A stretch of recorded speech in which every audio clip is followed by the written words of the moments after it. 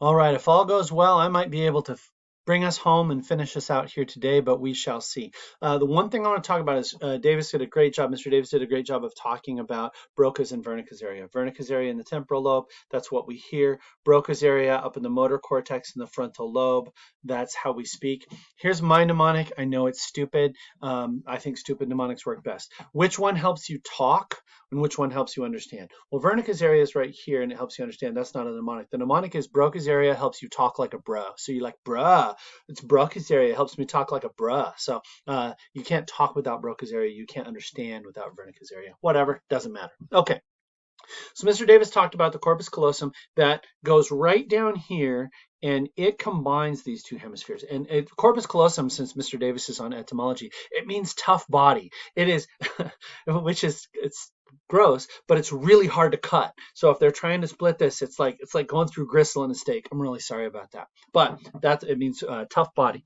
So what it does is it allows the hemispheres to talk to each other. Now let's go back and talk about Mr. Davis was talking about association areas. So if corpus callosum is between these two and it helps these two hemispheres talk, the association areas help parts of the brain talk to each other. So much of our brain is actually association areas. It doesn't have necessarily a specialization, but it allows two parts of the brain that are kind of near each other to talk to each other over here. And the corpus callosum allows information to travel between both hemispheres. Okay, so the left hemisphere, and again, language is localized in the left hemisphere. So you cannot, if you have a stroke that damages your left hemisphere, you're not going to be able to talk. You can't form the language. The right hemisphere, you can still kind of talk gibberish. And in fact, one of the things that they think that chanting does, and maybe saying the Lord's Prayer and things like that, where you're doing this repetition, is it activates your right hemisphere. So you can still talk, but you can't make any sense. The left hemisphere is analysis. This is kind of your mathematical sort of your brain. The right hemisphere is synthesis, putting things together. So you can see why right hemisphere is considered more artistic. Now, nobody is just, as Mr. Davis said so well, nobody is just in one hemisphere, but some people are really good. They just maybe have more work going on in their left hemisphere versus the right and vice versa. Word recognition versus facial recognition. We're going to look at that. There's a particular part of your brain in your right hemisphere. We got the cat meowing. Go ahead, come on in. There's a particular part of your brain in your right hemisphere that just recognizes faces. And if that is damaged, then you're not going to be able to recognize anybody's face, whether it's your wife, yourself, anybody else. And left hemisphere, obviously the language centers, Broca's area, Wernicke's area, right there. Words and numbers, so you can see your left hemisphere is very school-based. Shapes and music, very much artistic-based. Again, I don't want to overemphasize the ideas of left versus right hemisphere. Hi, Kat. Now let's take a look at this. Which face looks happier? Go ahead and take a look at those. And you tell me which face you think looks happier. Now, every year, we have about 75% choose a particular face, and I'll tell you why. Most people choose the face on the left, right here, because our right hemisphere, which is better for facial recognition, registers the smiling left side of the face. So if you said the left, you are like most of us, because what happens is information from this side of our vision, from this part right here, goes to this part of our brain, which recognizes the face. It's the exact same face mirror imaged, but we like this. And this tells us, this is a good way of showing that our right hemisphere has to do with facial recognition. Okay, now I'm going to go through all this stuff. This is something that we would do in class if we could, but we can't. This is a video I'm probably going to show in class. Maybe Mr. Davis will too. They show where you can put anesthetic in a particular hemisphere. And if you put anesthetic in the left hemisphere, they'll ask them to start counting. They'll say 1, 2, 3, 4. Anesthetic goes in. They go, Grr.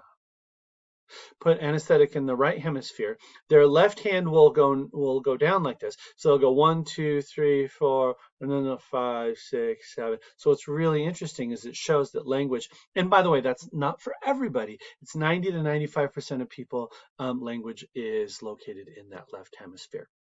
And then I also am going to show this video. They have split brain patients where, because somebody's having seizures that are going between hemispheres of the brain through the corpus callosum, they have to sever that.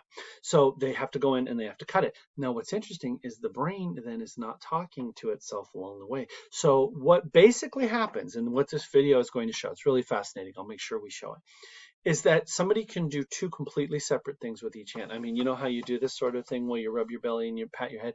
I mean, they can do even crazier stuff like that because the brain is not talking to itself across. It's talking to itself within the hemisphere, but not across hemispheres. Really interesting stuff, and I'll show you that video as well.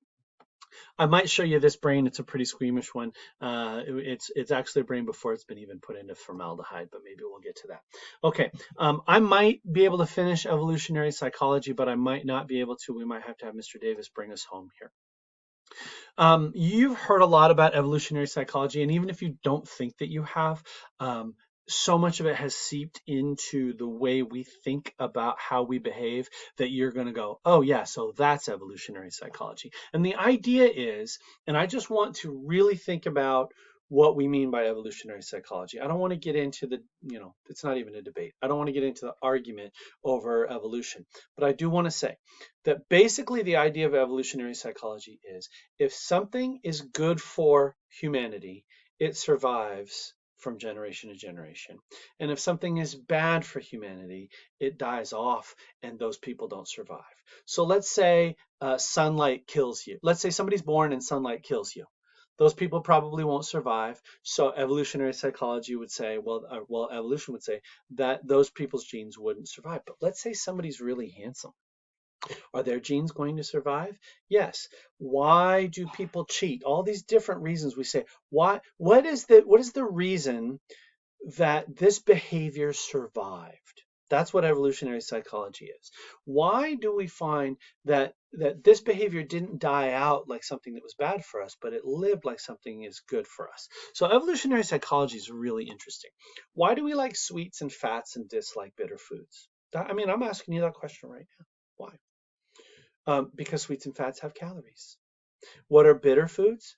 Bitter foods are usually poisonous. And in fact, most bitter foods have a little bit of poison. Most of the antioxidants in a vegetable, I don't know if you know this, most of the antioxidants are the defense mechanism of the vegetable trying to get us not to eat it. But our body has evolved to actually use those antioxidants. So the vegetables are trying to defend themselves, but we're like, yeah, that's great. So that's why lettuce is good for you and broccoli is good for you, all those bitter foods. So it's interesting. It's this dance of evolution and natural selection. Why do we sleep at night and not during the day? Well, because think of our night vision. It's pretty bad. Think of creatures whose night vision is really good, like cats, like jaguars and pumas. I know it's pronounced puma, but I like pronouncing it puma. Um, who has the advantage at night? Pumas. Who has the advantage during the day? Well, not the pumas anymore. So somebody who loves to stay up at night and go out hunting during the night, they probably got eaten by pumas, right? And people like us who stayed up during the day and went to bed at night, we survived, and that's why why we've survived.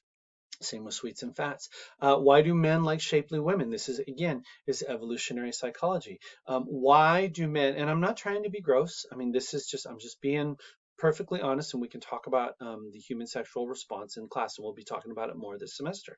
Why do men like women with larger breasts and larger hips? Well, when you think about it, if a man has a child with a woman with larger breasts and larger hips, she will more easily breastfeed.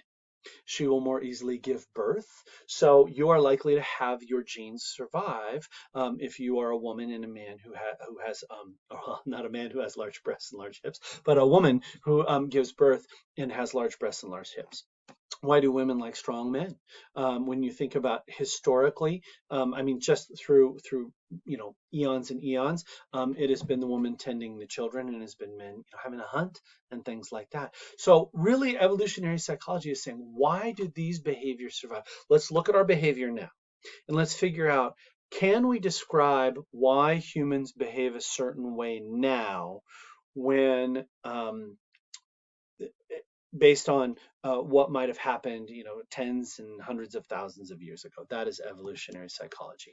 So it's evolutionary psychology sees psychology in terms of its genetic adaptations for survival and reproduction. Adaptations that are good for humans will survive to the next generation. Adaptations that are bad won't. So as we look back through thousands and tens of thousands of years, we might be able to see why a behavior survives in humanity. All right, it's almost 10 minutes. I'm going to let Mr. Davis take us home.